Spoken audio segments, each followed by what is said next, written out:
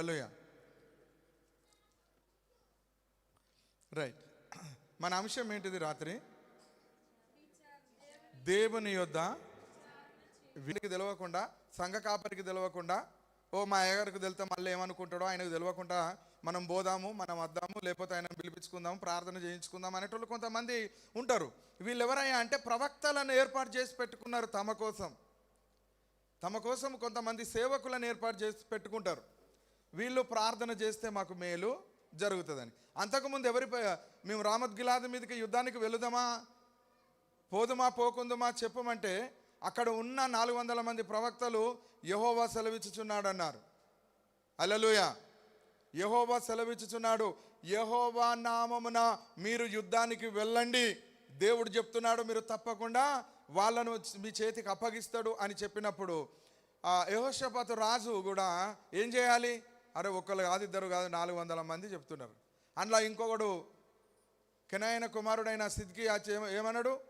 ఇనుప కొమ్ములు చేయించుకొని వచ్చిండు. వాడు వచ్చి, ఓ అహాబు రాజా, ఎట్లా చేస్తావు తెలుసా నువ్వు యుద్ధము? ఈ ఇనుప కొమ్ములు చూడు, ఇవి పట్టుకొని పోయి వాణ్ణి గప గప గప ఇలా పొడిచి పొడిచి పొడిచి చంపుతాం అని యెహోవా సెలవిస్తున్నాడు అన్నాడు. ఇక నమ్మరా? ఎవరైనా నమ్ముతారా? నమ్మరా? జ్ఞానము లేనివాడు ప్రతి మాట నమ్ముతాడు, ఎవడు చెప్పినా నమ్ముతాడు. ఇది నిజమా కాదా అని వివేచన చేయడు కదా. ఒకవేళ అహాబు రాజు యెహోషాపాతు రాజు నమ్మకస్తులు కాదు. వీళ్ళెవరికి ప్రవక్తలు? అహాబు రాజుకు ప్రవక్తలు.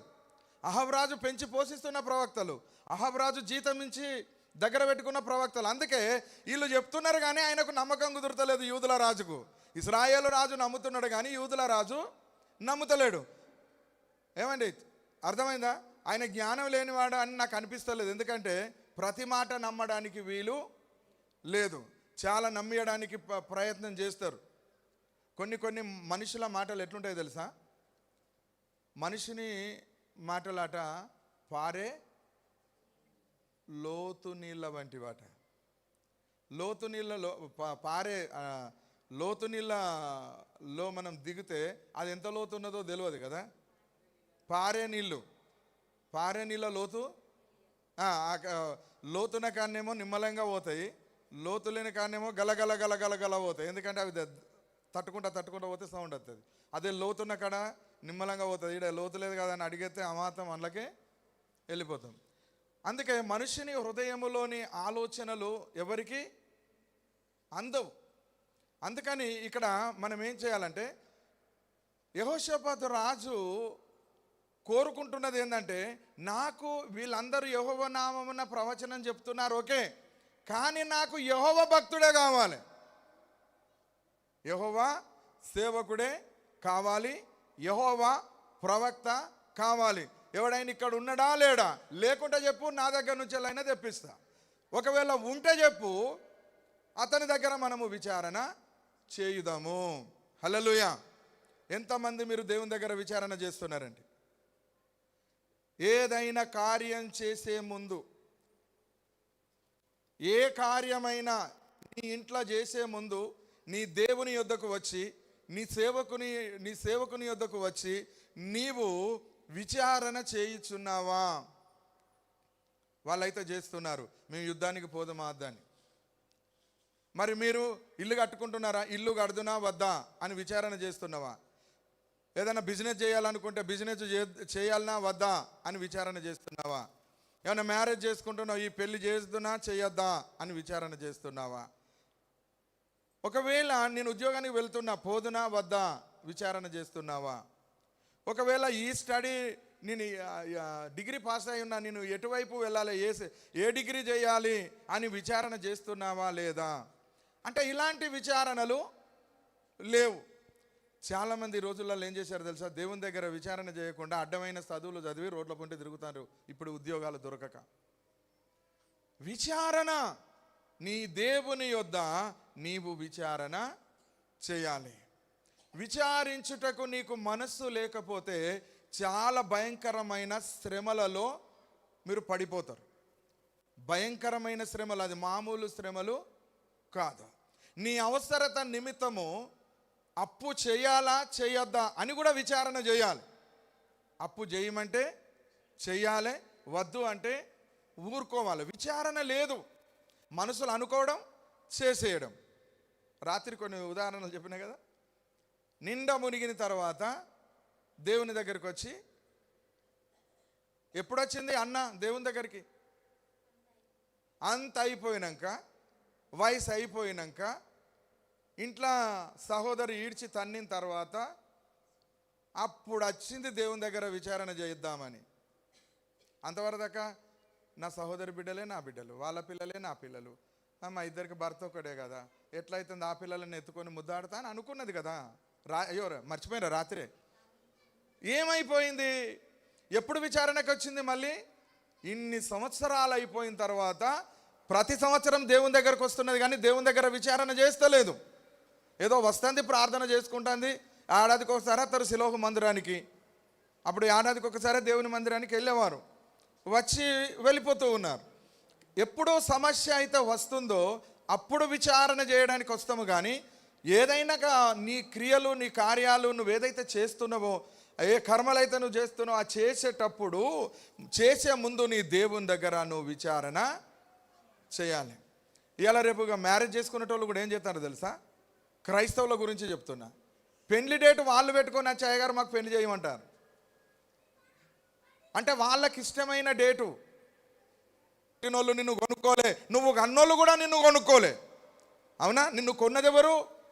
నీ దేవుడు. నీ దేవుని దగ్గర విచారణ నువ్వు చేయకుండా నీకు ఇష్టమైనట్టు చేసుకుంటూ వెళ్ళిపోయి లోతుల్లో పడిపోయి లేదా కష్టాల్లో పడిపోయి దేవుని మీద అలిగితే, సనిగితే, గునిగితే ఏమీ ప్రయోజనము లేదు. మేలు చేస్తే దేవుడు మేలు చేసిండంటావు, మేలు జరగకపోతే నాకు దేవుడు ఏం చేసిండంటాం. పెడితే పెళ్లి కోరుతాము, లేకపోతే చావు కోరుతాము. ప్రజలు ఇలా ఉన్నారు.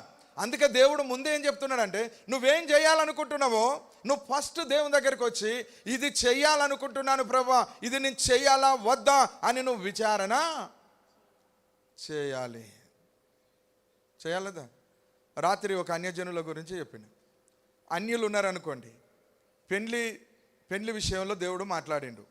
ఆమేన్. ఇప్పుడు అన్యజనులు వాళ్ళ పంతుల దగ్గరికి వెళ్తారా వెళ్ళరా? వాళ్ళ గుడి అయ్యగారి దగ్గరికి వెళ్తారా వెళ్ళరా? పంచాంగం చూపించుకుంటారా చూపించుకోరా? ఈ అమ్మాయికి ఈ అబ్బాయికి అరుగులు కలుతానయా? వీళ్ళిద్దరు జాతకాలు కలుతానయా? వీళ్ళకు పెళ్లి చేస్తే బాగుంటుందా బాగుండదా?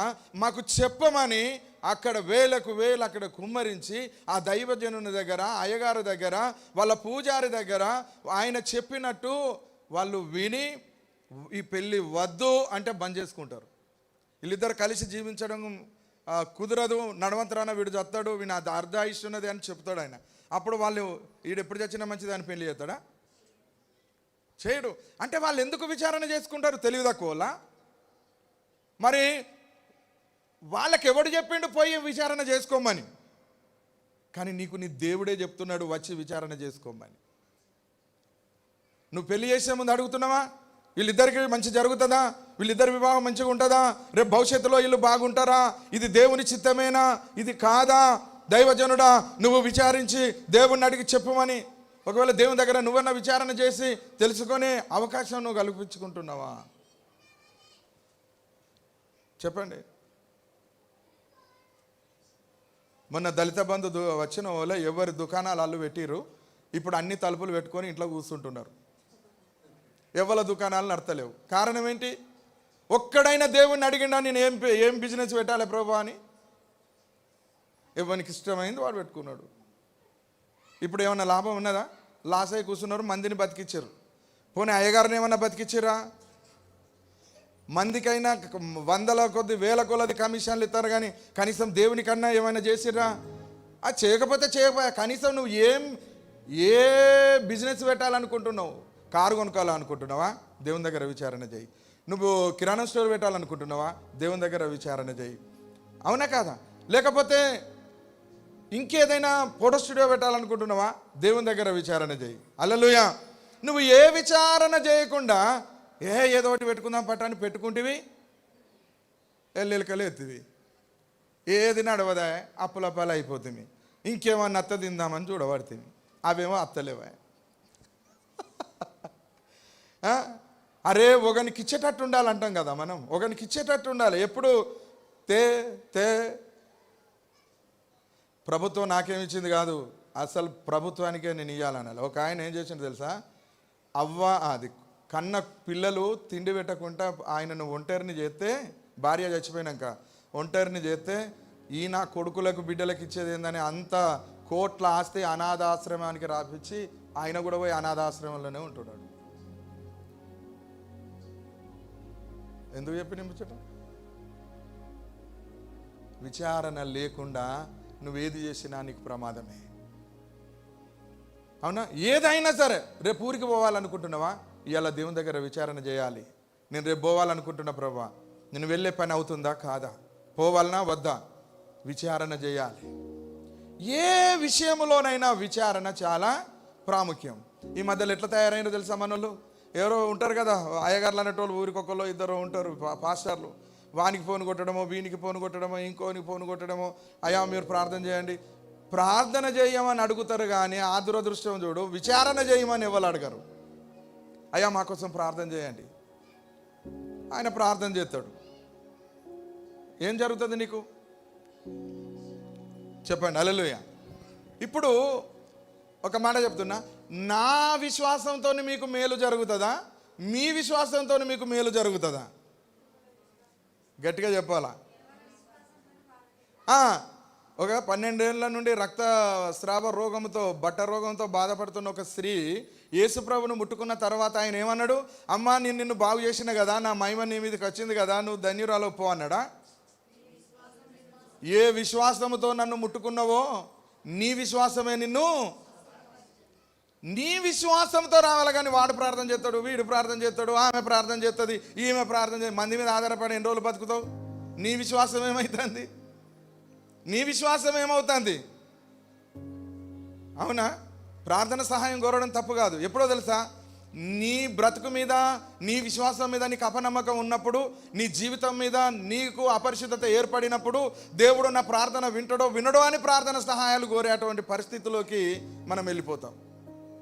కానీ నిజంగా దేవుడు ఏమంటుండో తెలుసా, నీకు ఆపద వచ్చిందా, నువ్వు నా యొద్దకు రా, నా యొద్దకు వచ్చి విచారణ చేయి, అప్పుడు నీ మీద దృష్టి ఉంచి నీకు ఆలోచన చెప్తా.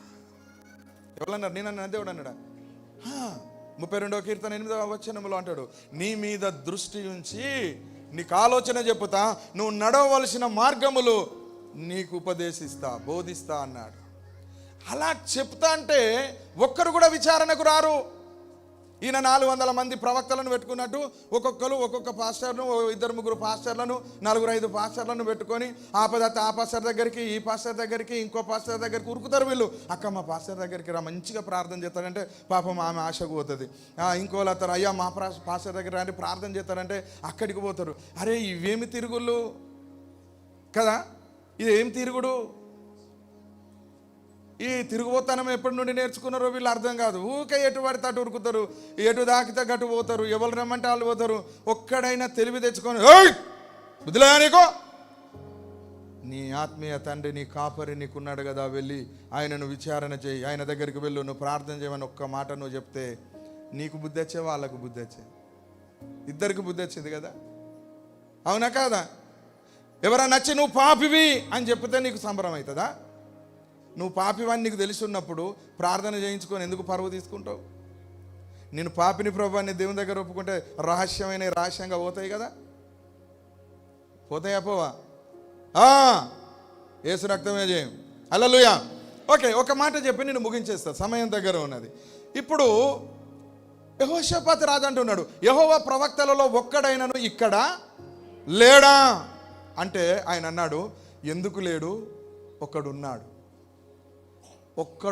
అన్నాడు. ఇమ్లా కుమారుడైనా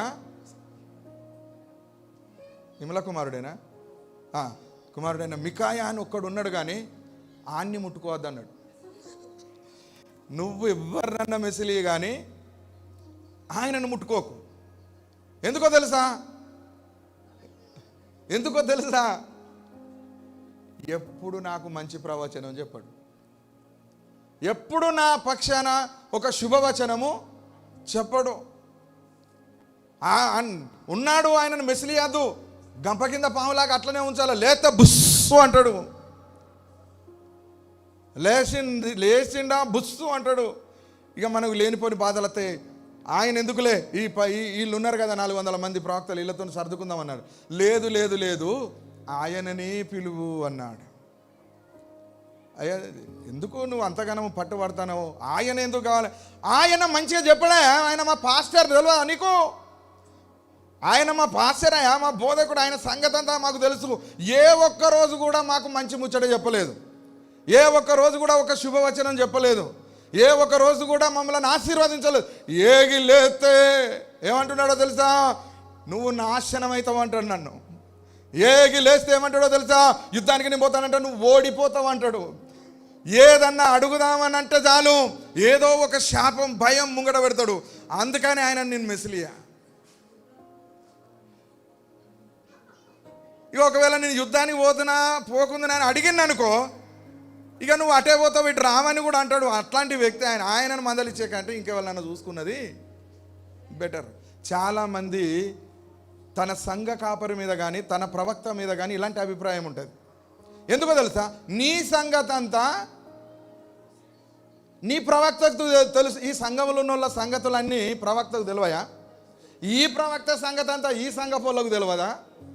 నేనెంత సొక్కపోనో మీకు తెలుసు, మీరెంత సొక్కపోలో నాకు తెలుసు, మన అందరం ఎంత సొక్కపోలమో యేసయ్యకు తెలుసు. హల్లెలూయా. అన్నీ తెలుసు ఆయనకు. ఇప్పుడు మెసిలిస్తారా? మరి అయ్యా ప్రార్థన చేయండి. మరి మీ అయ్యగారు లేడా? మీ అయ్యగారు ఆయనకి ఎందుకు, ఆయనకు తెలుస్తుంది, అది తీయరాదు. ఇక ఆయన దగ్గర దాకా ఎందుకు, ఆయన పిలిచిన ఎందుకు? నువ్వు వచ్చినావు కదా, నువ్వు ప్రార్థన చేయరాదంటే అతను చూసుకొని ఏం చెప్పిండో తెలుసా? నీకు పెద్ద కీడు రాబోతుంది, నీ ఇంట్లో ఆపద రాబోతుంది, ఇగో నీకు పుట్టిన కొడుకు చచ్చిపోతాడు, నాకు దేవుడు చూపెడతాడు అనగానే ఇక ఎంత భయం పుచ్చుకుంటుంది. నాకు తెలిసి ఎన్ని కానుకలు పెడతావో నాకు తెలియదు. ఇక ఎంత కానుకైనా పెడతావు. ఎందుకు? దైవజనుడికి బయలుపరిచిండు, నా కొడుకు చచ్చిపోతాడు, అయ్యా నువ్వు ప్రార్థన చేయి, ఇక నువ్వే రావాలి మా ఇంటికి, ఇక నువ్వే ప్రార్థన చేయాలి. ఇటు దొరికించుకున్నాడా లేదా? నీకు ఒక విషయం తెలుసా? నీ బలహీనతే వాని బలం. నువ్వు అవునా అయ్యా అని చిన్న గంట చాలు వానికి నిండుగా దొరికిపోయినావు, ఏదంటే అది నీకు కొట్టిడిచి పెడతాడు. ఇక బాణం మీద బాణం ఎత్తంటే మెసలకుండా నువ్వైతావు. ఆ ఆపదికి సాపతికి అన్ని తీసుకొచ్చి చేతావు. ఒక బోధకుడు వరంగల్లో ఉంటాడు. మనకు గుడికి ల్యాండ్ ఇచ్చినటువంటి దొరున్నాడు పల్లెలో. ఆయన ఒక కుమార్తెను ట్రాప్ చేసి ఆమె జీతం అంతా రాయించుకున్నాడు. ప్రతి నెల జీతం అంతా ఆయన తీసుకుంటాడు, ఇంటికి పంపేది ఏమి లేదు. ఇక చాలా ఇబ్బంది పెట్టి ఆ పాపం మా తండ్రి ఎంతో ఏడ్చిండు, ఆ ఇంటి వాళ్ళు అందరూ ఎంతో ఏడ్చారు. అసలు నీ ఇంటికి పోతే నువ్వు చచ్చిపోతావని చెప్పిండు ఆమెను. ఆ ఇంటికి కూడా పోవలేదు, అమ్మ అని పిలుచులేదు, నాన్న అని పిలుచులేదు, వాళ్ళ ఇంటికి పోవలేదు. ఏమనంటే నేను సేవకు పోతా, నేను అక్కడ ప్రార్థన కూడికలు ఉన్నాయి, నేను ప్రార్థన కూడికలు ఉండాలి, నేను ఉపవాస కూడికల్లో ఉండాలి, నేను ఆ చర్చిలోనే ఉండాలి, బయటికి వెళ్ళదు, బయట అందరూ పాపాత్ములే, ఆ పాపం నాకు అంటుతుంది, నేను బయటికి వెళ్ళను. ఇంతేనా అమ్మ? ఇదే కదా, ఇదే స్టోరీ. ఆ స్టోరీకి నేనెంత ప్రయత్నం చేశానంటే మీరు నన్ను అసహించుకునే అంత పని కూడా చేసిన నేను వాళ్ళ బాగు కోసం. అంటే ఒక ఆత్మను రక్షించడం కోసం నేనేమైనా పర్వాలేదు అన్నంత హీనమైన పని కూడా నేను చేసి చూపెట్టిన అక్కడ. అయినా కూడా ఆ పాప అస్సలు ససేమిర సత్యాన్ని ఒప్పుకుంటలేదు. నాకు ఆయగారే కావాలి, నేను అక్కడనే ఉంటా. అక్కడనే 10 మంది ఇట్లా మోపయ్యారట. అమ్మాయిలందరి జీతాలు ఏఎన్ఎం జిఎన్ఎంలు ఆడిన బ్యాంకులో పనిచేసేటోళ్ళు అందరినీ కుప్ప చేసిండు. వాళ్ళందరి జీతాలన్నీ ఆయనే తీసుకుంటాడు. ఇట్లా మోసం చేసేటోళ్ళు అంటే అందరికి ఇష్టము. నువ్వు దొరికిపోతావు. నీ బలహీనత వాని బలం. ఒక చిన్న బలహీనత నువ్వు చెప్పినావు అనుకో, వాడు నీ మీద ఎక్స్పెక్టేషన్స్ ఎక్కువ పెట్టుకుంటాడు. ఎందుకంటే వాళ్ళు తినడానికి త్రాగడానికి వచ్చిన వాళ్ళు కానీ నిన్ను గూర్చి లెక్క చెప్పడానికి వచ్చిన వాళ్ళు కాదు. అవునా? వీళ్ళ పెద్ద పెద్ద చర్చిలు ఉండొచ్చు, పెద్ద పెద్ద ఫాదర్లు ఉండొచ్చు, పాస్టర్లు ఉండొచ్చు. ఒకవేళ ఇక్కడ ఈ చర్చిలో నువ్వు ఉంటే, ఇక్కడ ఒక సంఘ పెద్దగా నువ్వు ఉంటావు. అదే వేరే చర్చికి పోతే ఎక్కడో దిక్కుమల్లోడు కూర్చున్నట్టు వెనక కూర్చుంటావు. నువ్వెవరో వానికి తెలియదు. అంటే ఇక్కడున్న నీ పొజిషను అక్కడ ఎలా మారిపోతున్నది? ఇక్కడ నీకెంత గౌరవం ఉన్నది, అక్కడ నువ్వు అన్నోన్ పర్సన్గా ఎక్కడికో పోయి ఆడ కూర్చొని ఎవడో అన్నోన్ పర్సన్ పోయిండి వచ్చిండి ఏదో ఇన్నట్టుగా ఉంటుంది. అలాంటి హీనమైన స్థితిలోకైనా వెళ్ళడానికి ఇష్టపడుతున్నారు. కానీ జీవం గల దేవుని సన్నిధిలో, నీ సంఘములో, నీ సావాసములో, నీ దేవుని యొద్ద నీ సాక్ష్యం ఉంటుంది కనుక అక్కడ నువ్వు విచారణకు కూర్చొని అక్కడ నీ యొక్క జీవితాన్ని నువ్వు సమర్పించుకో. ఓకే, ఇప్పుడు ఏమన్నాడు? నిజమైన సేవకుని దగ్గర విశ్వాసులు ఉండరు, గుర్తుపెట్టుకోండి. నిజం వాక్యం ఉన్న కాడ మీరు గుర్తుపెట్టుకోండి, వాక్యం ఎప్పుడు చేదైనదే, సత్యము ఎప్పుడు చేదుగానే ఉంటుంది, తీపి ఎప్పుడు తీయగానే ఉంటుంది. తీయని మాటలతోని మీ గొంతులు కోయచ్చు, తీయని మాటలతోని మీ సంసారాలను చేతిలోకి తీసుకోవచ్చు, తీయని మాటల చేత మిమ్మల్ని నాశనం కూడా చేయొచ్చు తెలివి కల్లోడైతే. అదే సత్యవాక్యం చెప్పటం దగ్గర ఒక్కడు కూడా ఉండడండి. ఉంటారా? సత్యం చెప్పటం దగ్గర ఉంటారా?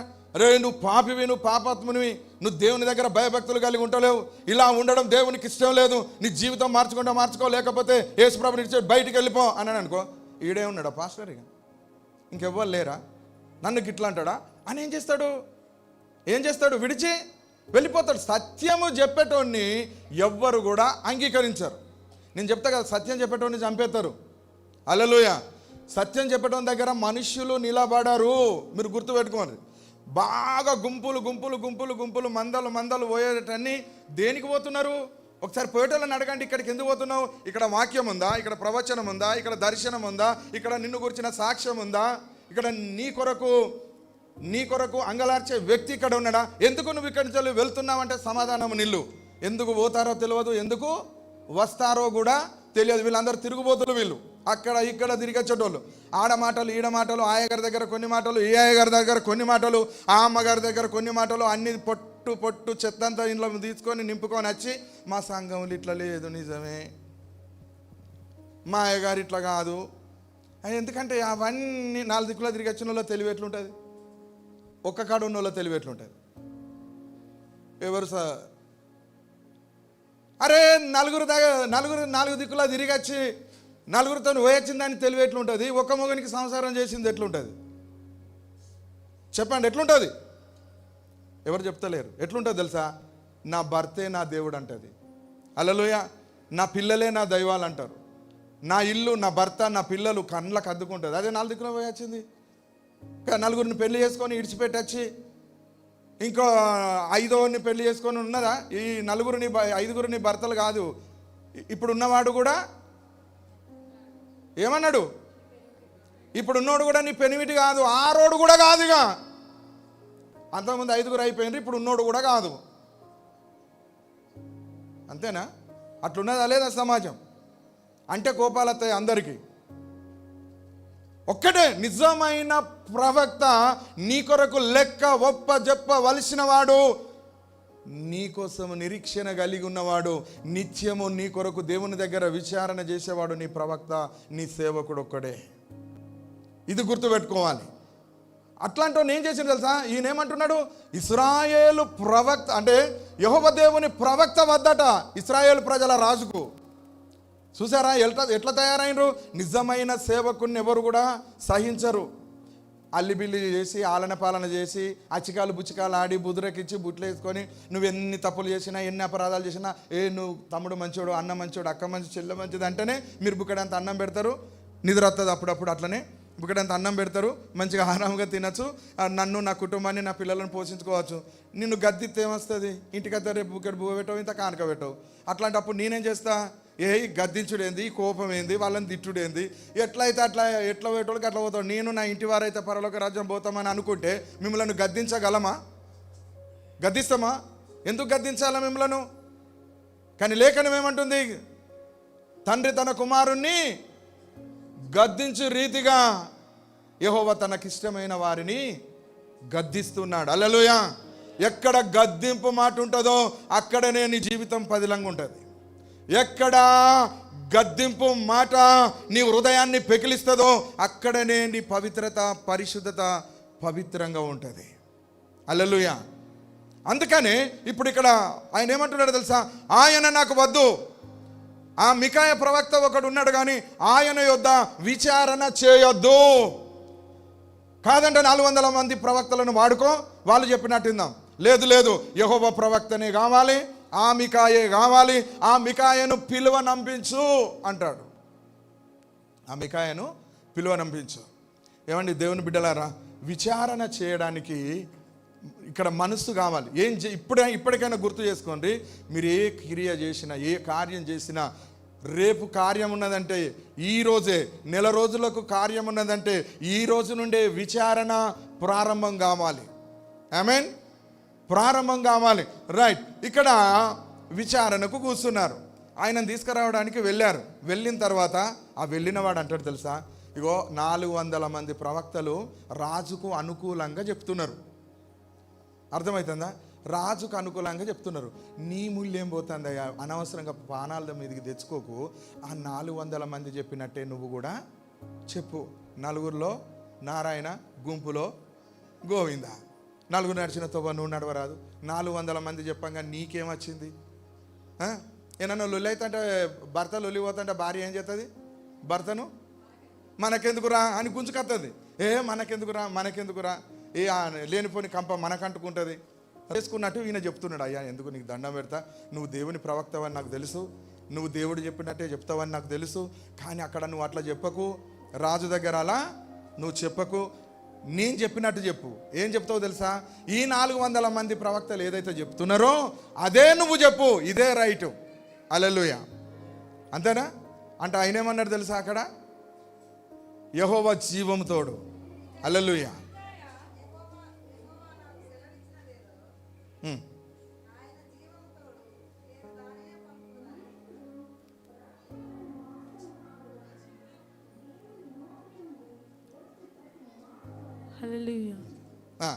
యెహోవా జీవము తోడు ఉన్నది అక్కడ. దేవుని తోడు అంటున్నాడు.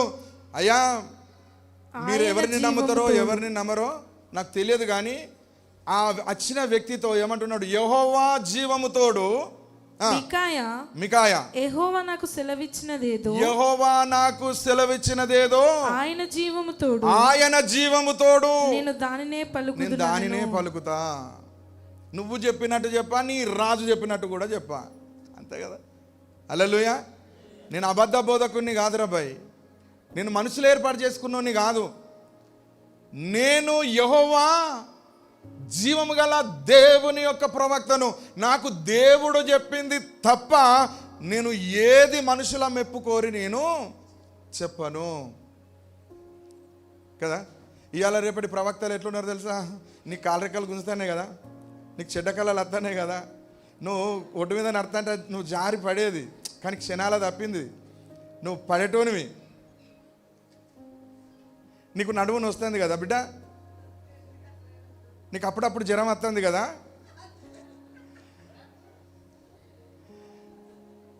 నువ్వు ఇంట్లో నడుతుంటే ఒకసారి అడుగు ఇట్లా జారి పడింది, అప్పుడే దేవదూత ఇట్లా అందుకున్నాడు తెలుసా నీకు.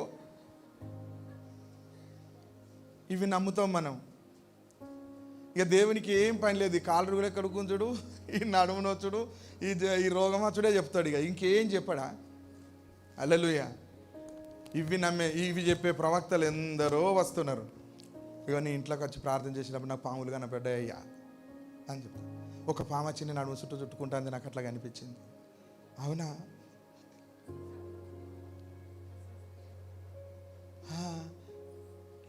ఏమి దర్శనాలు ఇవి? కుక్క దర్శనాలు, గుడ్డి దర్శనాలు ఇవి కాదు. అంటే ఇవి నేను చెప్పుడు తప్ప అంటే నేను తప్పనను, కానీ దేవుని ఉద్దేశం ఏంటిది ఇక్కడ?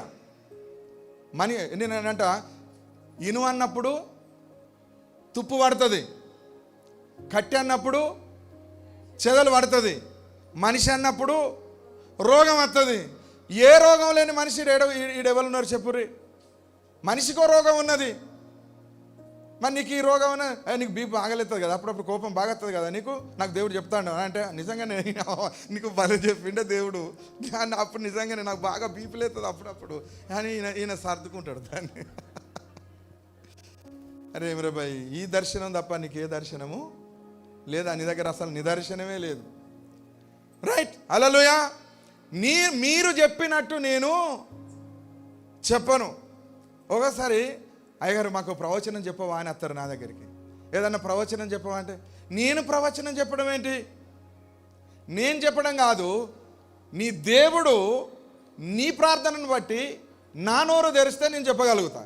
కానీ నీ గురించి నేను ఏం ప్రవచనం చెప్పాలి? అడగక ముందే ప్రవచనాలు చెప్పేటోళ్ళు చాలామంది ఉంటారు, కానీ అడిగితే కూడా చెప్పనోళ్ళు కొంతమంది ఉంటారు. ఎందుకో తెలుసా?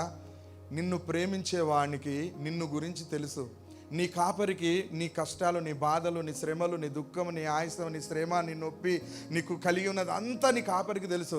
కానీ నీకు ప్రవచనం చెప్పే ముందు వాళ్ళు జీవం గల దేవుని బలిపీఠం యొద్ద సాగిలపడి నీ కొరకు కన్నీరు గార్చి అంగలార్చి ప్రార్థన చేసి ఆ ఆపదలు తొలగించు, ఆ శ్రమలు తొలగించు, ఆ బాధలు తొలగించు, ఆ కీడు నుండి వారిని తప్పించని రేయిం బవళ్ళు ఈ బలిపీఠం దగ్గర మోకరించి బలులు అర్పిస్తేనయ్యా మీరందరూ క్షేమంగా ఆరోగ్యంగా ఉండేది. ఇది అర్థం చేసుకోరు మీరు. నీ కొరకు ఇక్కడ బలే జరుగుతుంది తెలుసా? నీ కుటుంబం కొరకు బలి జరుగుతుంది. ఇక్కడ ఉపవాసం అనే బలి జరుగుతుంది, అంగలార్ప అనే బలి జరుగుతుంది, సంఘక్షేమం అనే బలి జరుగుతుంది. ఎప్పుడు కన్నీటితో ప్రార్థన చేస్తూనే ఉండే ఈ స్థలం ఇది. ఇలా చేస్తేనే మీరందరూ ఇలా క్షేమంగా ఉండగలుగుతూ ఉన్నారు. పద చలో పోదాంపా అన్నారు. ఆ మికాయని తీసుకొని ఆయన వచ్చాడు. హల్లెలూయా, హల్లెలూయా. ఇప్పుడు యెహోషాపాతు రాజు అక్కడ కూర్చున్నాడు, అహాబు రాజు అక్కడ కూర్చున్నాడు, ఇశ్రాయేల్ రాజు ఉన్నాడు, యూదుల రాజు ఉన్నాడు, పెద్దలందరూ అక్కడ ఉన్నారు, మికాయ ప్రవక్త మధ్యలో ఉన్నాడు. ఇప్పుడు చెప్పండి, మేము రామోత్ గిలాద్ మీదకి యుద్ధానికి పోదామా లేదా అని ఎవరు అడిగినరు? అరే ఏ రాజు అడిగిండు? యూదుల రాజు అడిగిండా, ఇశ్రాయేల్ రాజు అడిగిండా? ఇశ్రాయేలు రాజే అడిగిండు. ఎవరిని అడిగిండు? మికాయనే అడిగిండు. మికాయ మీద మంచి అభిప్రాయం ఈయనకు లేదు. ఇక ఏమంటాడు? ఇక చూడు, ఇక్కడ చెప్తాడు యెహోషాపాతు రాజు, నేను అడుగుతా చూడు వాడు ఏం చెప్తాడో. అతడు రాజునద్దకు వచ్చినప్పుడు రాజు, మికాయ నువ్వేమందువు? యుద్ధము చేయుటకు మేము రామోత్ గిలాదు మీదకి పోకుందుమా అని అడగగా అతడు, యెహోవా నువ్వు వెళ్ళుము, యెహోవా దానిని రాజువైన నీ చేతికి అప్పగించును అని మంచిగా చెప్పిండా చెడు చెప్పిండు? ఆగు, మంచిగా చెప్పిండా చెడుకు చెప్పిండు? మంచిగానే చెప్పిండు కదా. రాజువైన నీ చేతికి అప్పగించును అంటే ఇందులో వీడు ఎప్పుడు చెప్పనోడు మంచి ముచ్చట చెప్తాడు అనుకున్నాడు. ఎప్పుడు చెప్పనోడు ఏమో ఇలా శుభవచనం చెప్తాండు. ఏంది నమ్ముతలేడుగా. అహాబు రాజు నమ్ముతలేడు. నువ్వు వెళ్ళు, వాళ్ళని నీకు అప్పగిస్తాడు, నువ్వు పోయి యుద్ధం చేయి అని అన్న వాళ్ళే యెహోషాపాతు రాజు ముఖం చూసిండు. ఏమైనా నీకు మంచి ముచ్చట చెప్పడారు అంటివి కదా, ఇది కళ నిజమా? అరే మంచిగానే చెప్పిండు అని అనుకుంటున్న సమయంలో ఇంకో ముచ్చట చెప్పిండు.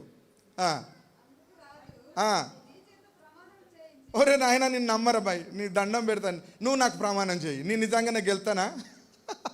నేను నిజంగానే గెలుతానా? దేవుడు వాళ్ళని నాకు అప్పగిస్తాడా? నేను యుద్ధంలో గెలిచేస్తానా? నాకు ప్రమాణం చెయ్యి అని అంటే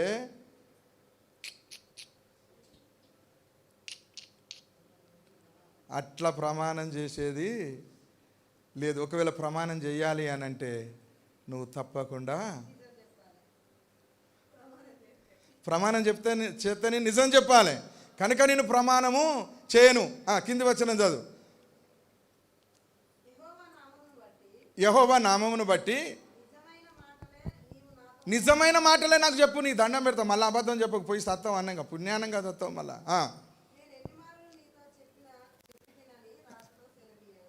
నాతో అబద్ధం చెప్పొద్దని ఎన్నిసార్లు చెప్పినా నీకు? నువ్వు చెప్పిన ప్రతిసారి నాకు గుండెలు అవిసిపోతాయి.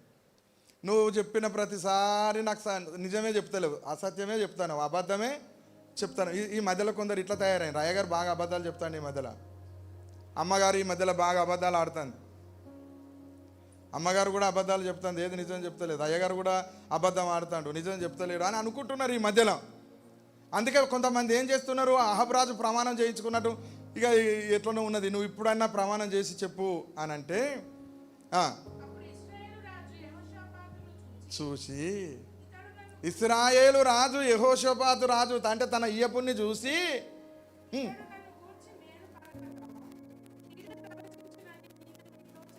ఏమని కీడు ప్రవచించిన మీది వచనం చదవలే.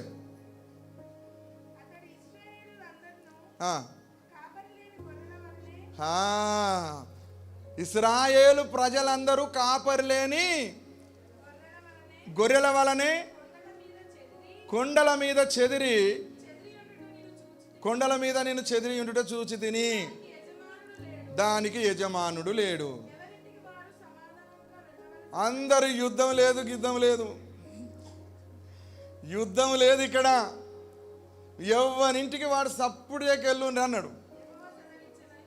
అట్లా దేవుడు నాకు సెలవిస్తున్నాడని చెప్తే నేను చెప్పినా లేదా? యెహోషాపాతు రాజుని అంటాను, నేను చెప్పినా లేదా? నేను రాజుని ఇక్కడ ఉండగా ఇశ్రాయేలు ప్రజలు గొర్రెల వలె, కాపర్లేని గొర్రెల వల్ల చెదిరిపోతానట. అంటే నేను ఈ దేశాన్ని కాపాడతలేనని చెప్తాను. వీడు అర్థమవుతుందా? యెహోషాపాతు రాజా, నీ కాపరి లేడాట. అంటే నేను లేనా? ఉన్నానా లేనా? ఇక్కడ ప్రజలందరూ చెదిరిపోతారట, యుద్ధం లేదట, ఎవరింటికి వాడు పోండి అని చెప్తున్నారు. ఆ 400 మంది చెప్పింది ఎట్లున్నది, వీడు చెప్పింది ఎట్లున్నది అని చెప్పేసి అడుగుతున్నాడు అక్కడ. అందుకే నేను చెప్పలేదా, ఈయన నా గురించి మంచి చెప్పడు, ఇతడు నన్ను భగవానిగా చూస్తున్నాడు అన్నాడు. మేలు పలకక కీడే. చాలామంది అందరు ఇటు చూడండి, హల్లెలూయా. చాలామంది ఏమనుకుంటారు తెలుసా, మా అయ్యగారు ఒక్కరోజు నాకు మంచి దర్శనం చూడడు, ఒక్కరోజు నాకు మేలు పలకడు, ఒక్కరోజు మంచి ప్రవచనం చెప్పాడు. ఎప్పుడు చెప్పమన్నా ఏదో ఒకటి చెప్తాడు, ఏదో ఒకటి అంటాడు. ఏంది ఈయన ఇట్లా తయారైందని కొంతమంది ఏం చేస్తారు తెలుసా, తప్పుడు ఆలోచన చేస్తారు. మీకు అనుకూలమైన ప్రవచనాలు రాలేదని మీ ప్రవక్తను తప్పుపట్టడానికి వీలు లేదు. ఎందుకో మీ జీవితాన్ని బట్టే మీకు తప్పుడు ఆలోచన వస్తుంది. అసలు యెహోషాపాతు రాజుకు ఎందుకు అలాంటి ప్రవచనం చెప్పిండు తెలుసా? జరగబోయేది చెప్పిండు. ఇశ్రాయేలు ప్రజల కాపరి లేడంటే వీడు అత్తడు అన్నట్టు చెప్తున్నాడు ముదుగాలే. ప్రజలందరూ జరిగిపోతారు. రాజు లేనప్పుడు యుద్ధం ఎవరు చేస్తారు? ప్రజలను ఎవడు కాపాడతాడు? జరగబోయే సంగతి ఈయన చెప్తే ఇప్పుడే జరుగుతున్న సంగతి అని అహాబు రాజు అనుకుంటున్నాడు. ఆయనకు అర్థమైతలేదు ఆ మర్మాలు. అందుకే దేవుని ప్రవచనాలు కొందరికి అర్థము కాదు. జరగబోయేది మికాయా చెప్తూ ఉన్నాడు. రేపు అహాబు రాజు ఉండడు, యుద్ధానికి వెళితే అహాబు రాజు బ్రతకడు, ప్రజలందరూ కాపర్లేని గొర్రెల వల్ల అయిపోతారు, ఎవరింటికి వారు సమాధానంతో వెళ్ళిపోమని ఎందుకు చెప్తున్నాడంటే భవిష్యత్తు చెప్తూ ఉన్నాడు. భవిష్యత్తు చెప్తున్నాడు. నీ బ్రతికి ఇట్లుంటుందని చెప్పినందుకే మికాయాను బంధించేశాడు అక్కడ. హల్లెలూయా. చెంప మీద ఈడ్చి కొట్టేది సిద్కియా కుమారుడు కొడతాడు కానీ. హల్లెలూయా. అర్థమైందా మీకు? విచారణ అనేది ఎలా ఉంటుందంటే కత్తి మీద సాములాగా ఉంటుంది. విచారణకు వచ్చిన వాళ్ళు చెప్పింది వినాలి, అంతేగాని నీకు అనుకూలంగా లేదని మా వాళ్ళు చెప్పేది నేను అనుకుంటాను కానీ మా వాళ్ళు వినరు, మా భార్య వినది, మా భర్త వినడు, మా అన్నినడు, మా తమ్ముడు విననేటోళ్ళు విచారణకు రావద్దు. విచారణకు వస్తున్నామంటే నేను దేవుడు చెప్పితే వింటా అన్నోళ్ళే విచారణకు రావాలి, విచారించాలి. అలా విచారించకుండా నువ్వు ఏ పని చేసినా కూడా ఇప్పుడు వాళ్ళు విచారణ చేసినందుకు యెహోషాపాతు రాజుకు జవాబు వచ్చిందా రాలేదా? అహాబు రాజుకు జవాబు వచ్చింది. కానీ అహాబు అధికార మదంతో ఉన్నాడు, రాజునన్న గర్వంతో ఉన్నాడు కనుక ఆ ప్రవచనం తలకెక్కలేదు. కానీ యెహోషాపాతు తలకెక్కింది అది. హల్లెలూయా. అర్థం చేసుకోండి దేవుని బిడ్డలారా, ఎప్పుడైనా ఇక్కడ జరగబోయే సంగతులు తెలుపుతాడు మీరు విచారణకు వస్తే. రేపేం జరగబోతుందో దేవుడు మీకు ఇప్పుడే తెలియజేస్తాడు. రేపేం మీ జీవితంలో ఏం జరగాలని అనుకుంటున్నారో దాని గురించి మీరు విచారణ చేయడానికి రండి. కొందరు అతి తెలివిగా అంటారు ఏమని, రేపు ఏమి సంభవించినో నీకు తెలియదు కదా. అరే నాకు తెలియదురా, ఆయనకు తెలుసు, ఆయన చెప్తాడు అని చెప్తున్నాడు ఇక్కడ ప్రవక్త. ఆమేన్. జరగబోయేది నీ మీద దృష్టి ఉంచి నీకు ఆలోచన చెప్తా. అది ఊర్ధ్వముఖమంత లోతైనను సరే, ఊర్ధ్వముఖమంతా ఎత్తైన సరే, పాతాళమంతా లోతులా ఉన్నా సరే నేను దానిని నీకు తెలియజేస్తా. ఆమేన్. ఇలా 4 మాటలు వినిపోతే కాదు తెలిసేది, విచారణ. అందుకే నా ప్రజలు నా యొద్దకు వచ్చి విచారణ చేయాలి. దేవుని బిడ్డ అయినా కూడా యెహోషాపాతు రాజు బుద్ధి లేనోడు పోయినట్టు అహాబు రాజుతో పోయిండు. అరే ఇక్కడ ఈయన చెప్పినప్పుడైనా వినాలి కదా. అంటే కొందరు ఉంటారు దేవుడు చెప్పినట్టు చేయక తమకిష్టం వచ్చినట్టు చేయాలనుకున్న వాళ్ళు ఇష్టం వచ్చినట్టే చేసుకుంటారు. ఇక దేవుని మాట వాళ్ళు లక్ష్య పెట్టరు, దేవుని మాట వినరు. కానీ ఒక మాట చివరిగా నేను మీకు ఇస్తున్న సందేశం ఏంటంటే, దేవునికి స్తోత్రం, అపవాది యొక్క తలంపులు, ఆలోచనలు, ఉద్దేశాలు మీరు త్వరగా గ్రహించాలి. 400 మంది ప్రవక్తలు అబద్ధం చెప్పారు కదా. అబద్ధం ఎందుకు చెప్పారు అని అంటే, రాజుకు భయపడి అబద్ధం చెప్పారు అని ఒకటి అనుకుంటే, అబద్ధం చెప్పే ఆత్మను పరలోకం నుండి దేవుడే వాళ్ళ మీదకి పంపించాడు. అహాబ్ రాజు లైఫ్ కొలాప్స్ చేయడానికే వాళ్ళ లోపల ఉండి అబద్ధము చెప్పించాడు. మరి మికాయా ఏం చెప్పాడు? అదే చెప్పాడు. ఏమని? ఈయనకు అనుకూలంగా చెప్పితే యుద్ధానికి పోతే వీడు చస్తాడన్నట్టు వాళ్ళు చెప్పారు. పోతే చస్తామని డైరెక్ట్ ఈయన చెప్పిండు. వాళ్ళు చెప్పింది రైటే, ఈయన చెప్పింది రైటే. వాళ్ళు చెప్పింది దురాత్మతో చెప్పారు, అంతేనా? ఆ ఆత్మ ఎక్కడి నుండి వచ్చింది? దేవుడు పంపించాడు ఆ ఆత్మను. 400 మంది మీదకి వచ్చి 400 మంది చేత అబద్ధం చెప్పించేశాడు. నీ నాశనం దగ్గరికి వచ్చినప్పుడు అబద్ధ ప్రవక్తలు అందరూ నీకు ఇట్లనే చెప్తారు. నీకు కీడు దాపరించే టైంకు నువ్వెవరిని ప్రార్థన చేయమన్నావో వాడు నీకు అబద్ధమే చెప్తాడు. నీ టైం అయిపోతున్న టైంలో నీకు అందరు అబద్ధమే చెప్తారు. ఎందుకంటే నువ్వు చేసుకున్నది నీ మీదకి వచ్చింది, దాన్ని ఎవ్వడు తప్పించలేడు.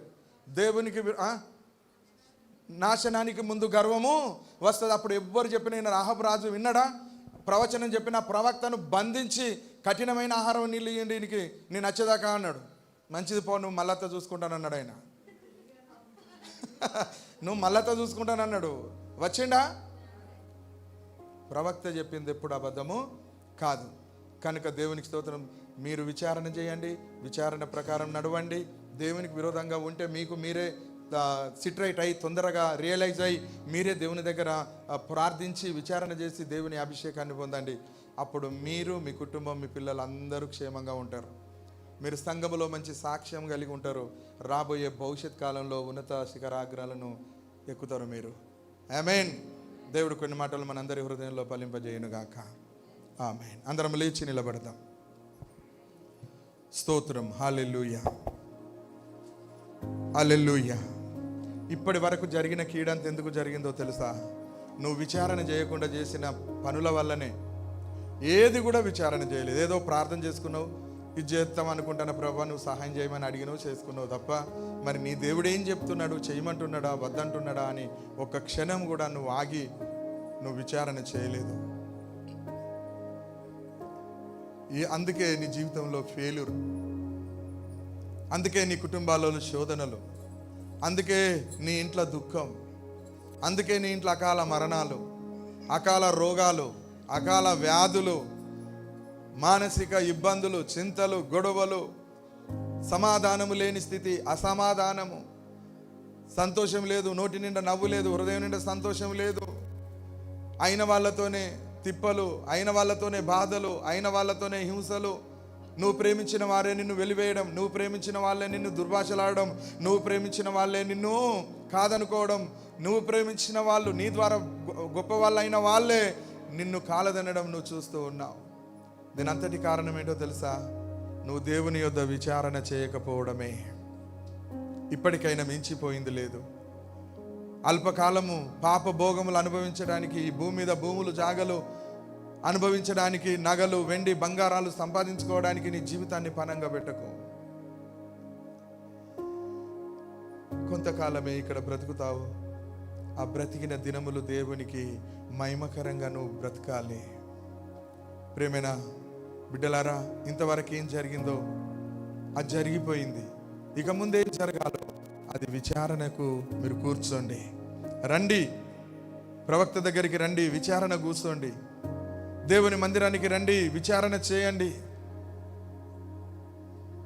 తప్పకుండా తప్పకుండా దేవుడు దాన్ని నీకు బయలుపరుస్తాడు. మీలో ఎవరైనా ఒకరు ప్రార్థన చేయగలరా?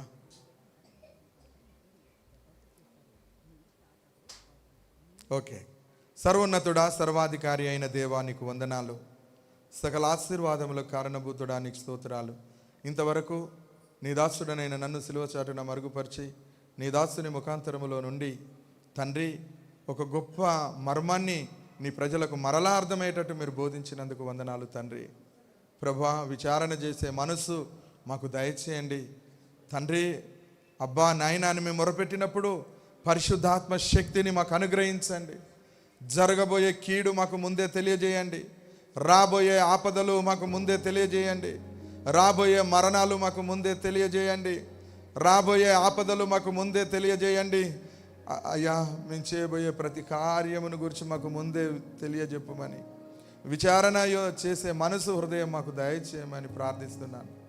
మేము మా స్వబుద్ధిని ఆధారము చేసుకొనక మా సొంత తలంపులతో మేము దేనిని చేయకుందుముగాక ప్రభువా. అయ్యా, మంచి సేవకులను, మా కాపరులను తండ్రి మేము అవమానపరిచి, నొచ్చుకొని, హీనపరిచి, అయ్యా నొచ్చుకున్న రోజులు ఎన్నో ఉన్నాయి తండ్రి. నీ దాసునిలో నువ్వు ఉండి, నీ ప్రవక్తగా నీ దాసుని ఏర్పాటు చేసుకొని, నీ దాసుని ముఖాంతరములో నుండి మాతో మాట్లాడినందుకు నీకు వందనాలు తండ్రి. కూడి వచ్చిన ఈ సంఘాన్ని, రాబోచున్న సంఘాన్ని, రాని వాళ్ళందరినీ కూడా నీ చేతికి అప్పగిస్తున్నాను. అందరూ నీ యొద్ద విచారణ చేసి తమ జీవితాలను పరిశుద్ధపరచుకున్నటకు వారిని ముందుకు నడిపించుమని ప్రార్థిస్తూ ఉన్నాను.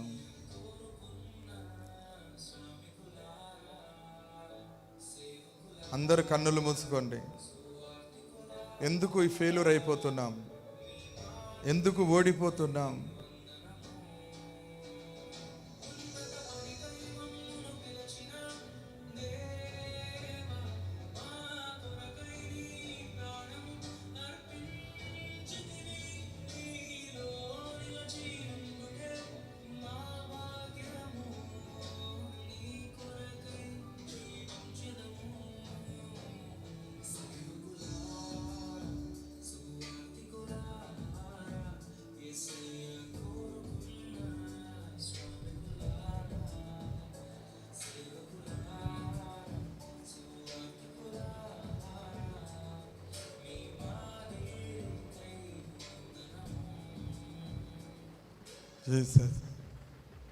చివరి మాటలు పెడతాం దేవునికి స్తోత్రం. అందరూ మనసులో ఒక క్షణం ఈ మాటలు వినండి.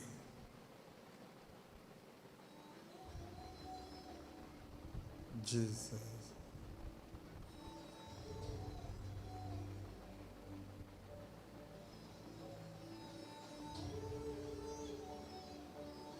మీకు అనుకూలమైన ప్రవక్తలను ఏర్పాటు చేసుకోవద్దు.